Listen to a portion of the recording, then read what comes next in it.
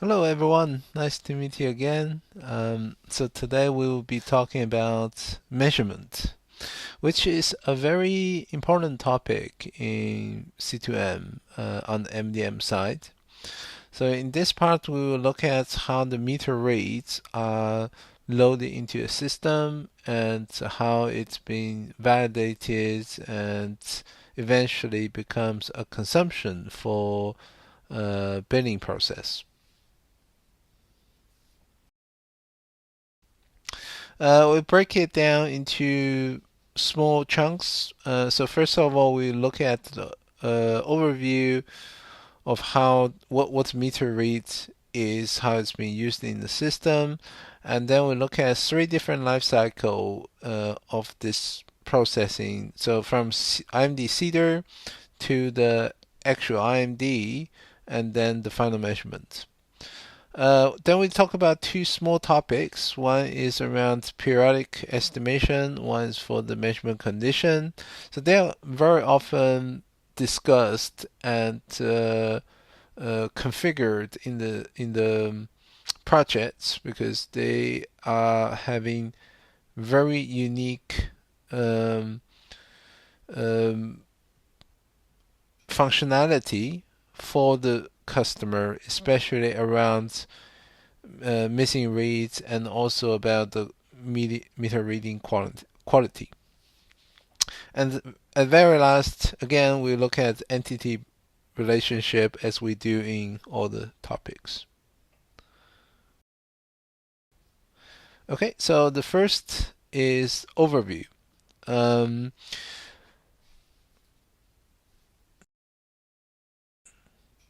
um, let's look at the sequence of measurement processing first. So I break that down into 4 steps.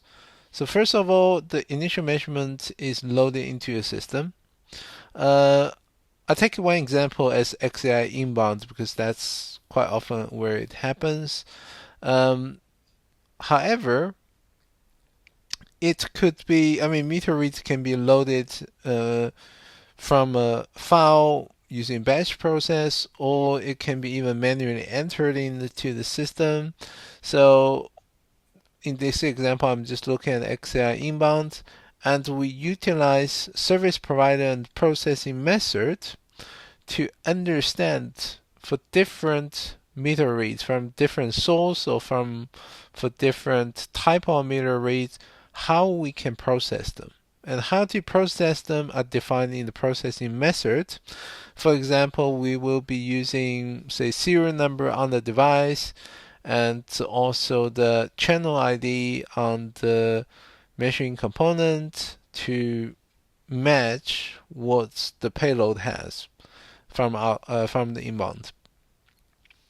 Once we have loaded the meter reads, the first thing it does the syntax validation. We'll talk more in details, but this happens on the D1 IMD seeder. After that, we'll run the VE rules, which is more around semantic validations, and that could be happening on either initial load IMD scalar or the interval BO based on the type. And eventually, once all the validation is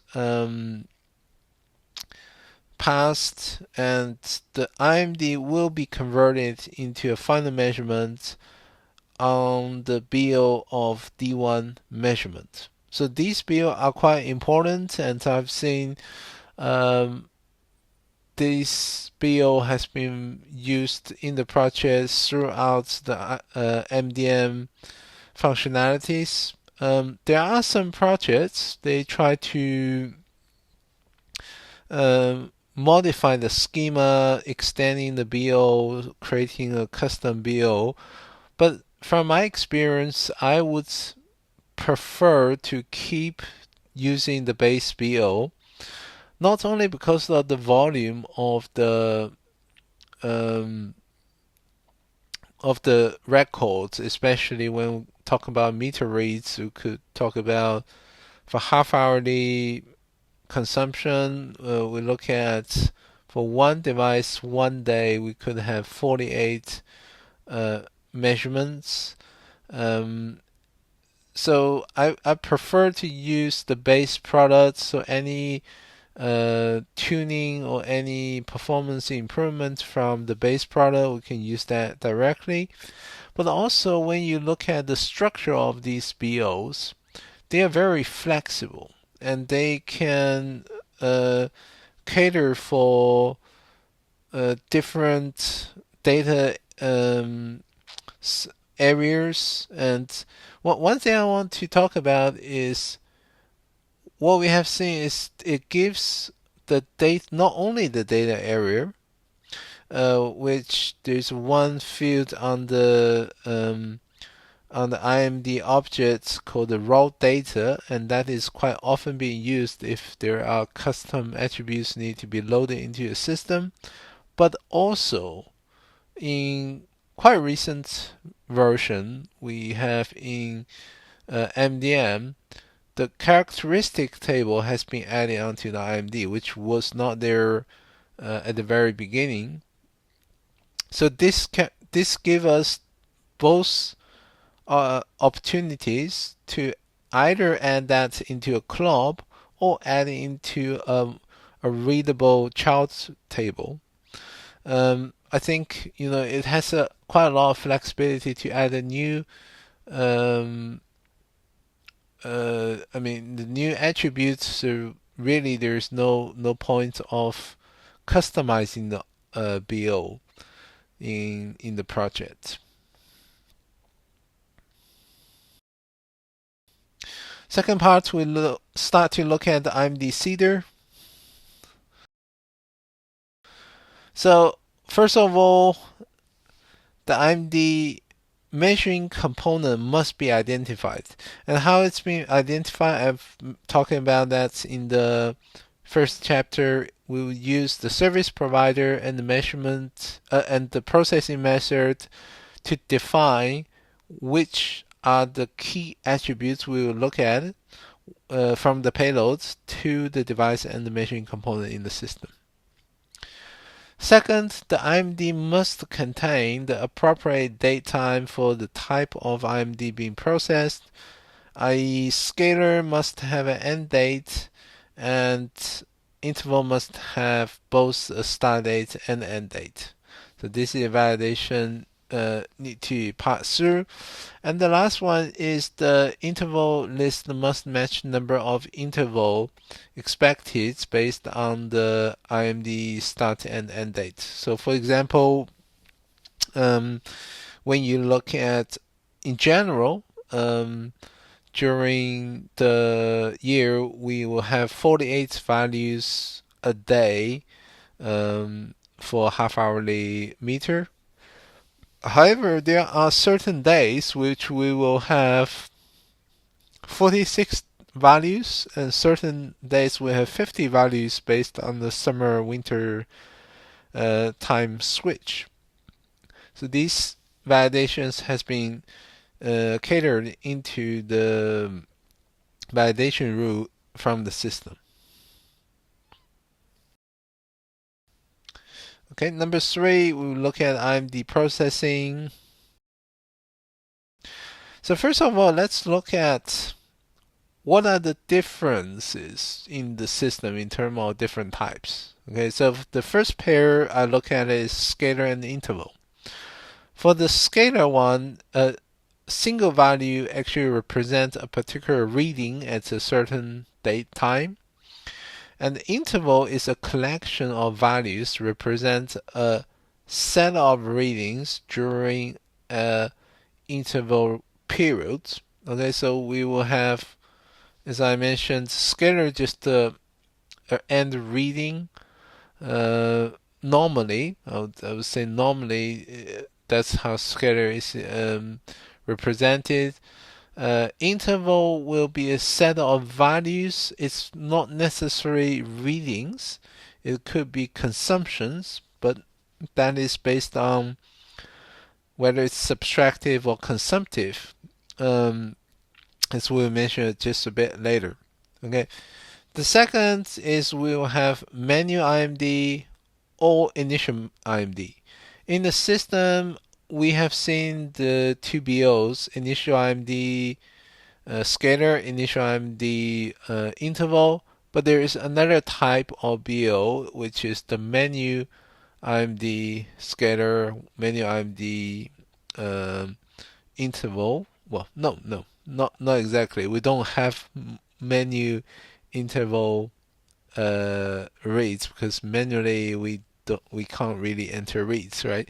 So we can enter a read, but that is the menu IMD scalar. Okay, so these are the BO given in the system, and they are able to identify the differences between the reads. Either they are coming from the market loaded into a system, or they are manually entered by the user. And based on that, we can have different validation rules. And the last one is the subtractive and consumptive. So consumptive actually means the value is the consumption. And the subtractive is more around so for example, we talk about scalar. So scalar reading will be a reading rather than a consumption. The consumption of the scalar reading will be current reading minus the last reading. That is the consumption. So these are the differences in terms of different IMD type. And so let's look at the IMD processing. So first of all, the IMD seeder received at the first step has a common structure.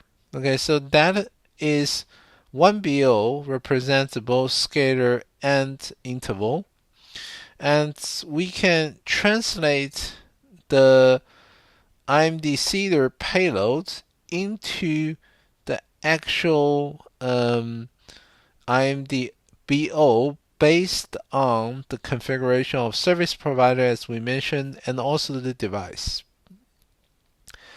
And also, IMD with a VE exception typically raise a to-do, which we can configure it not just a to-do, but also raising a VE exception of record. Now, the to-do could be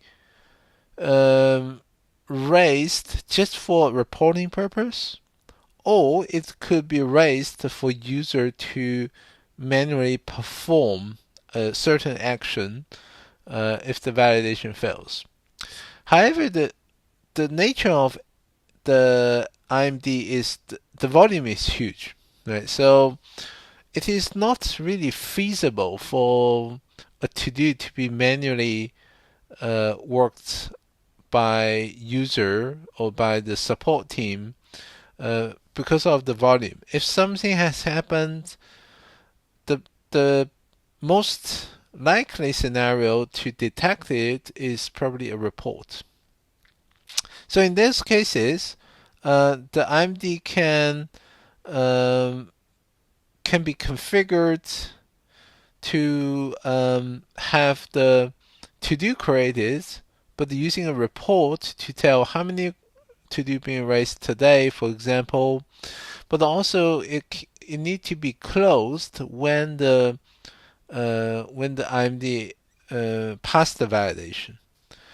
Another thing here we are talking about is IMD can be processed, can be retried. However, it should always have a retry end date. We shouldn't have an IMD sitting there and always retried, because it's just really wasting the processing power. We have a field called the retry end date on the IMD normally, and that is when it will get discarded if by that time the IMD is still failing validation error.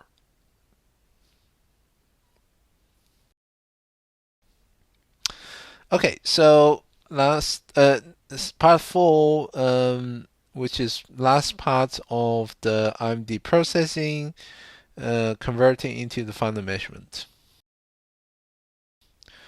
So once the VE rule has passed, the meter reads will be converted into the final measurement, and they can then be used by the billing process. So when we talk about billing, billing doesn't look at IMD directly. Billing looks at measurement. If I have multiple IMD on the same date, let's talk in a situation, say a scalar reads. If I have multiple IMD loaded, based on the configuration and based on how we process the final measurement or how we normalize the final measurement, there is only one final measurement will be created, and that is the one being used to the billing, and that final measurement would have a link to the original IMD. And if we need additional information, remember we were talking about extending the IMD by adding things into the raw data or characteristics. So these values don't have to be copied onto the final measurement, but as long as we have final measurements linking back to the IMD, we will be able to retrieve them for the billing process or for any downstream process. Okay, the second part I would talk about is the final measurements are derived from the IMD.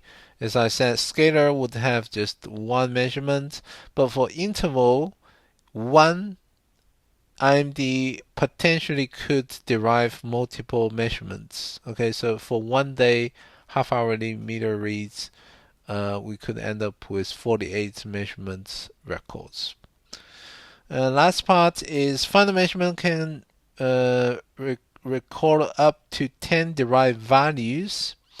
On the final measurement, you can have a main value and 10 other values, and very often this is configured by the derivation algorithm to say, let's say very often happening is what is the kilowatt hour value for gas, and that can be converted into cubes, could be, or if there is a UK electricity consumption calculated on the MSP, and for different pricing points, we can derive them into the GSP and MBP, for example. So these are the use cases we have seen quite often in the projects.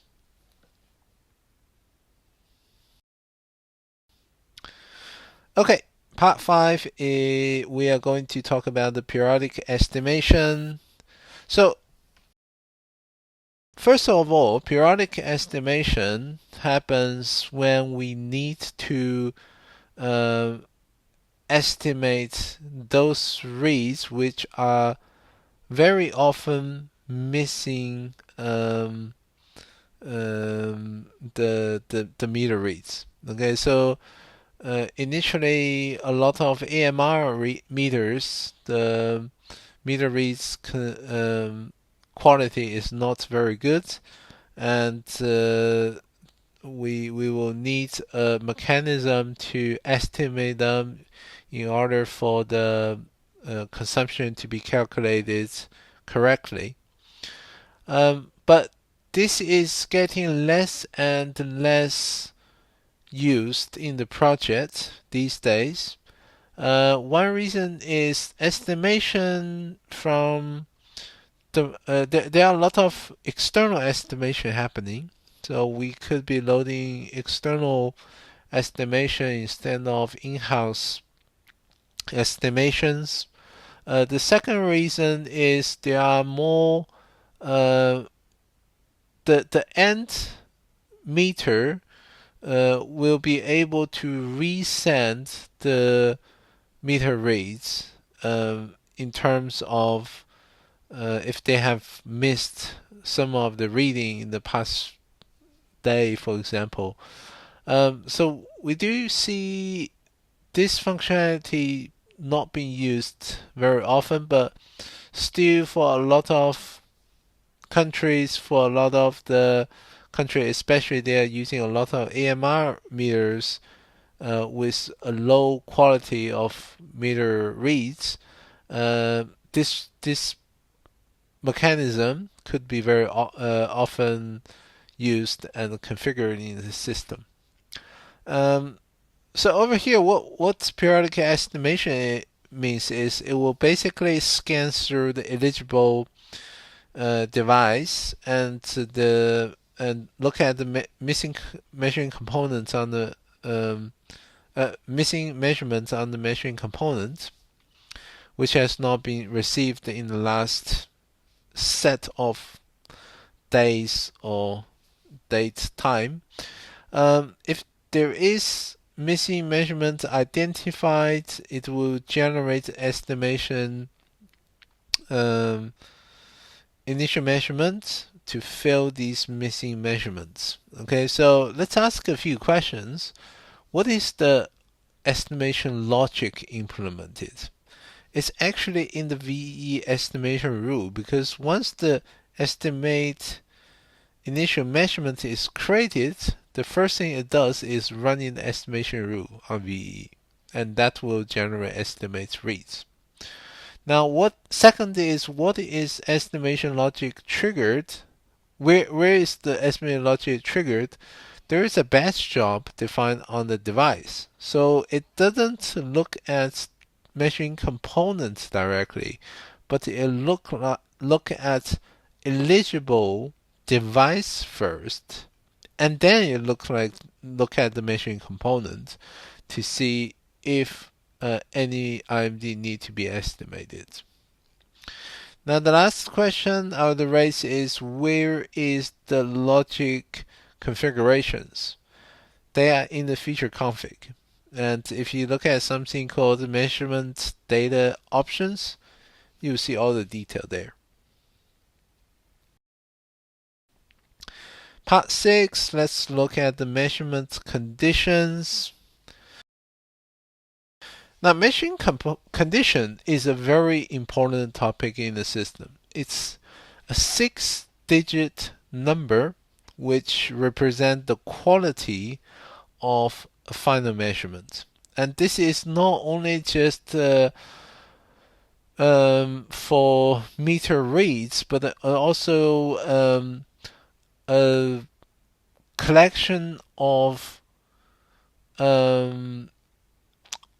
codes which can identify where the meter reads coming from, where the meter reads can be used, and what is the importance of the meter reads. Okay, so if you see the rules, the set of values below, when we look at a range, for example, from 6 zeros to 200,000, that means there's no measurement. But there are many different ways of telling there's no measurement. Because in the fields, the system could receive reads, and maybe it's because of the meter has been tempered, maybe because of the network is down. They all could have different values, and given different values from the source system is really helpful. Eventually in the system we understand why there is no measurement. So the value of the condition is able to tell the system what happens, with the external from the source and with the external system. Second range is 200,000 to 300,000 means missing measurement. Okay, it could be because of some other reasons. And then we have 300,000 to 500,000. These are the estimate measurements in the system. So estimates we are talking about could be based on different VE rules. It could be based on a system, not a system estimate. It could be a manual estimate. It could be offline estimate on the spreadsheet. So these values can tell what is the differences even between estimate reads. Similarly, in the last range, which is the 500,000 to 1 million, before 1 million. So that is regular measurement. And very often what we have seen is it's not just talking about a regular measurement, but it's talking about a read. For example, it's a cost gain rate or cost loss rate. It could be override rate from the market. It could be different reasons, different sources, and if we have a unique condition, it will make it very clear to the user when they look at the history of the reads and see any particular challenges or any issues need to be raised by that time. Okay, so last, as we often do, we look at entity relationship.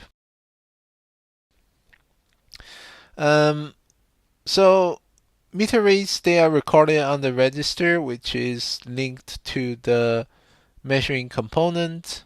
So we have initial measurement data. As I mentioned, we have initial measurement data, raw data area on the main table.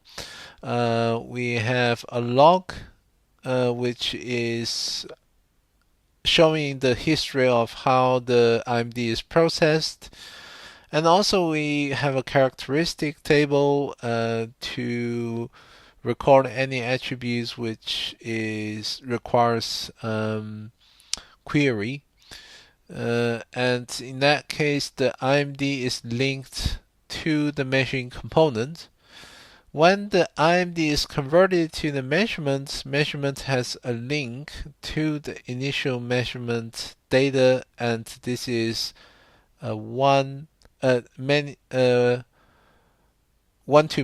relationship. We can have many IMD and one final measurement. And also to simplify the relationship, the measurement also have a link back to the measuring component.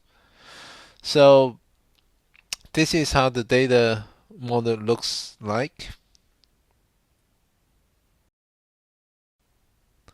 Right, so this is the end of the IMD measurement session. I think it has a lot of details. I'm trying to cover them in a quite short video, and if you have a question, let me know, and I would like to hear from you, and we can add more content if needed in this topic. Thank you. Bye.